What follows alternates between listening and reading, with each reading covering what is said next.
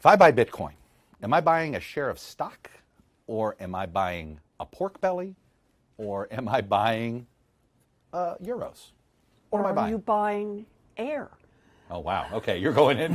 What is it? I'm going in. U.S. Senator Elizabeth Warren is calling for a complete and utter shutdown of the crypto market until our country's representatives can figure out what the hell is going on.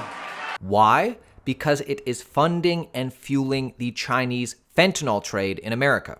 Don't get it twisted. Fentanyl in America is a huge problem. She understands that this is a huge problem. U.S. overdoses involving fentanyl have become the leading killer for those age 18 to 45. The chemicals used to manufacture the dangerous drug often comes from China and winds their way across multiple borders on their path to U.S. users of the synthetic opioid, which the Drug Enforcement Administration, the DEA, says is 100 times more potent than morphine. She understands that this is a problem that Americans want solved. She's conflating it with crypto as if crypto is doing this. Why is she conflating it with crypto? Well, there was a study done from Elliptic that revealed more than 90 Chinese businesses offering to ship fentanyl, almost all of them accept crypto for such an exchange. On the back of this FUD she's trying to stir up, Senator Elizabeth Warren is trying to push through actually reintroducing her Digital Asset Anti-Money Laundering Act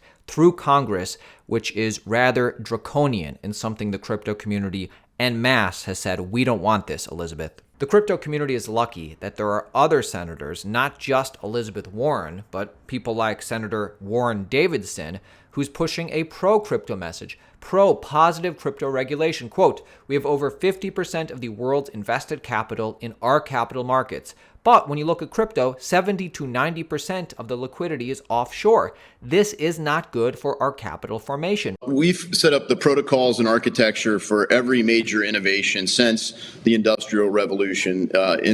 Industrial Revolution, automobiles, aviation, aerospace, computing, the internet era. Why would we bail now on fintech? I mean, the reality is we have about 4.5% of the world's population. We have about 25% of the world's GDP. We have over 50% of the world's invested capital in our capital markets. But when you look at crypto, 70 to 90% of the liquidity is offshore. That is not good for our capital formation in the United States. We need the system that we have in our country to provide the things that only our markets can. And we should work to do that with legislation, not just putting pressure on regulators. But one of the regulations that Gary Gensler has highlighted is we need to restructure the SEC. We need to eliminate the chairmanship and create a 3-and-3 parity with the commission so that the commission actually has to be collaborative instead of being driven by an activist. Coinbase CEO Brian Armstrong says that if America doesn't act quickly, China will dominate the digital asset industry. In an opinion piece on May 30th, the Coinbase CEO wrote that recent crypto industry turbulence, quote, might make it tempting for policymakers to write it off as an unstable asset class. This is effectively what the U.S. regulators have been doing, missing the forest for the trees and treating crypto as a speculative or gambling tool rather than a financial technology foundation. Quote, by enforcing restrictive policies, the U.S. is inadvertently driving crypto innovation offshore, Brian Armstrong said. He went on to state that America and other democratic nations are up against digital systems promoted by an ambitious adversary, China. China is promoting its digital platforms Alipay and Tencent globally through its Belt and Road initiatives, he cautioned. There's also the digital yuan, central bank digital currency CBDC, which is being pushed hard by Beijing. Furthermore, China aims to directly challenge the U.S. dollar and its role in global commerce, warned Armstrong, quote, given these moves and China's strategy to leverage financial tech to protect its own national interests, it should come as no surprise that Hong Kong is positioning itself as a global crypto hub. China is the biggest threat, but other nations are racing ahead with the rollout of crypto regulations. These include the UK, United Arab Emirates, Brazil, Japan, European Union, Australia, Singapore, all of these vying to become crypto hubs. Let's talk about a project in the Polygon ecosystem. Move to Earn Web3 luxury shoe Leandro Lopez. This is a channel partner of ours. Exciting updates. exciting news, Lopez, the token, just got listed on MEXC Global. This is an exciting day for Leandro Lopez holders and people who have their apparel, and anybody interested in the move to earn space, generally speaking. Imagine there's an easy way to dive into the crypto world. A world where fashion and crypto have never been so closely connected. We've made it our mission to connect fashion and crypto in a playful way. Our mining shoe has an intuitive chip in the sole that allows you to connect your shoe to our app. With every step you take, you collect Lopez coins, which can be traded or used to buy new Lopez products. With every purchase of a Lopez product, you will receive a counterpart, a Lopez NFT, which can also be collected and traded. Be one of the first and become a part of the biggest where-to-earn community in the world. Leandro Lopez. Reminder, you can get these shoes right now and start walking to earn. Well, at the very least, you can pre-order them. Handcrafted in Portugal, these shoes are not bought on the secondary market and then just sold by Leandro Lopez. These are high-quality, handcrafted by Leandro Lopez in Portugal. The mining chip will now be made in China for enhanced quality. Our intuitive mining chip measures speed, distance, and pressure to ensure that your coins are collected safely and securely. The mining chip consumes only a fraction of power and can be easily recharged on the included charging mat. But it's not just and only the charging mat. Just by walking, you recharge the shoes. So if you wear them actively, you probably don't even need to keep them on the mat that much. These shoes feature a kinetic charging unit, so the shoe charges just by walking, and then it seamlessly connects to an app on your phone via Bluetooth. Our Lopez app allows you to connect our shoe for mining. The Lopez app is the gateway to the metaverse. Meet friends, customize your character, collect coins while running or walking. On the map, you will receive daily challenges to boost your shoe. What are you waiting for? Now, I know a lot of people own Leandro Lopez's regular shoes, as this is a luxury fashion brand that is well established outside of crypto. My question to you is, have you ordered your mining shoe yet?